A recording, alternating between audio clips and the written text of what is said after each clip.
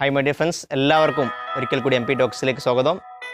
നമ്മൾ ഇന്ന് ഡിസ്കസ് ചെയ്യാൻ പോകുന്നത് പല ആളുകളും നിരന്തരമായിട്ട് ചോദിച്ചുകൊണ്ടിരിക്കുന്ന ചോദ്യമാണ് IAS ആയി കഴിഞ്ഞാൽ അല്ലെങ്കിൽ IPS ആയി കഴിഞ്ഞാൽ എത്ര സാലറി എന്നുള്ളതാണ്.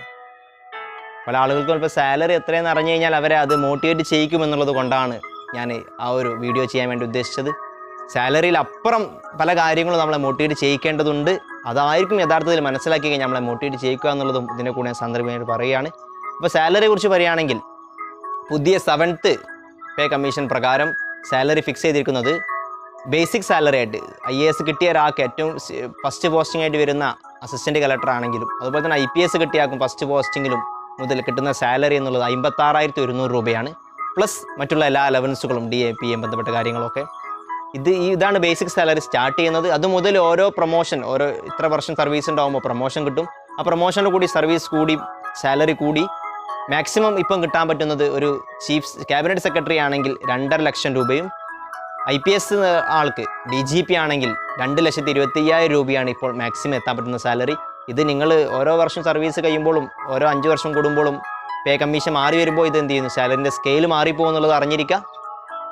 ഇത് നിങ്ങളെ നന്നായിട്ട് മോട്ടിവേറ്റ് ചെയ്യുന്നുള്ളത് കറക്റ്റ് തന്നെ. പക്ഷേ അതിലപ്പുറം നമ്മളെ അതിലേക്ക് മോട്ടിവേറ്റ് ചെയ്യിക്കേണ്ടതും അട്രാക്ട് ചെയ്യിക്കേണ്ടതും മറ്റു പല കാര്യങ്ങളുമുണ്ട്.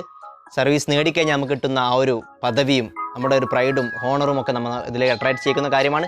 അതുപോലെ തന്നെ സമൂഹത്തോട് നമുക്ക് ചെയ്യാനുള്ള സർവീസും നമ്മളുടെ ഉത്തരവാദിത്തങ്ങളും നമ്മളിതിലേക്ക് അട്രാക്ട് ചെയ്യിക്കണം എന്നുള്ളതാണ്. നമുക്കറിയാം, ഒരു IT കമ്പനിയിൽ ജോലി കിട്ടുന്ന ആൾക്ക് ചിലപ്പം ആദ്യ സാലറി തന്നെ അയാൾക്ക് 2.5 ലക്ഷം 3 ലക്ഷം കിട്ടുന്ന ആളുകളുണ്ടാവാം. എന്നാൽ അതേ സ്ഥാനത്ത് IAS ആളുകൾക്ക് 56,000 രൂപയാണെങ്കിൽ കൂടിയും രണ്ടുപേർക്കും സമൂഹത്തിൽ കിട്ടുന്ന സ്ഥാനം വ്യത്യസ്തമാണെന്നുള്ളതാണ്.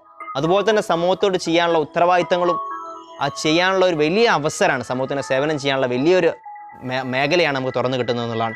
അതായിരിക്കും നിങ്ങളെ യഥാർത്ഥത്തിൽ മോട്ടിവേറ്റ് ചെയ്യേണ്ടത്. അഥവാ നമ്മളൊരു സേവനം സമൂഹത്തിൽ ഏറ്റവും ആവശ്യപ്പെടുന്ന ഒരാളുകൾക്ക് ഒരു സേവനം ചെയ്തു കൊടുക്കുമ്പോൾ അതിലൂടെ അവർക്ക് കിട്ടുന്ന ആ സന്തോഷം, അതായിരിക്കും നിങ്ങൾക്ക് കിട്ടേണ്ട മോട്ടിവേഷൻ. ആ ഒരു സന്തോഷം ആഗ്രഹിച്ചിട്ട്. അപ്പോൾ അതിൽ നിന്ന് കിട്ടുന്ന സന്തോഷമൊന്നും നിങ്ങൾക്ക് ചിലപ്പോൾ സാലറി കിട്ടിയാൽ കിട്ടിക്കൊള്ളണമെന്നില്ല.